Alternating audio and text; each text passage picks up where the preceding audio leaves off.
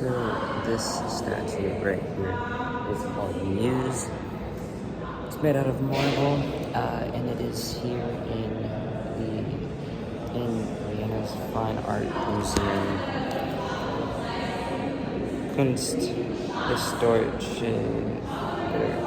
This place, German Historisches Museum, Vienna, or Wien. So here in Vienna is where the statue lies, and it is a Roman statue from 200 BC to 400 AD, somewhere in there. It's not really sure where this is from. It said Rome or the surrounding area, which tells me that they were probably not the original owners of this statue. It did not say much about like where they found it or who made it. There's a lot known about it, but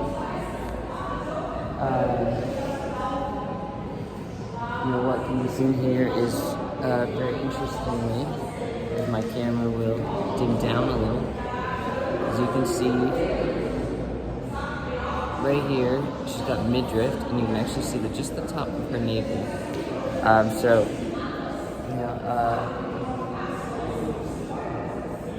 It's common that we see a lot of breasts and shoulders for like the chitin and the toga and stuff that we're wearing, but we don't see it. I haven't seen a ton of midriff. Midriff, I feel like, is more associated with like the South Asian cultures, in Middle Eastern cultures, and less so in this time or in this area of the world.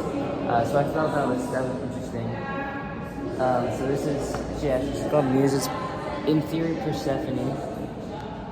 And what I found really interesting when I first showed up to the statue is that you can kind of see her flute is actually attached to her arm.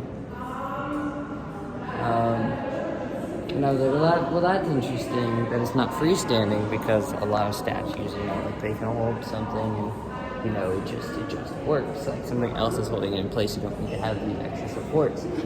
But then as I was reading the description, it said that the arms have been replaced, been redone, or what's in her arms has been redone. I wasn't too sure on the translation.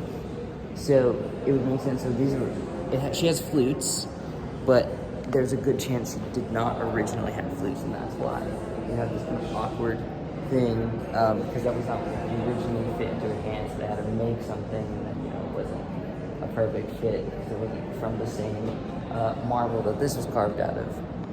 I thought it was interesting that just a little detail that I noticed was actually like a big part of this piece is that it was redone. And we've seen a lot of statues, redone, but this is the one that had like the most visible evidence so far.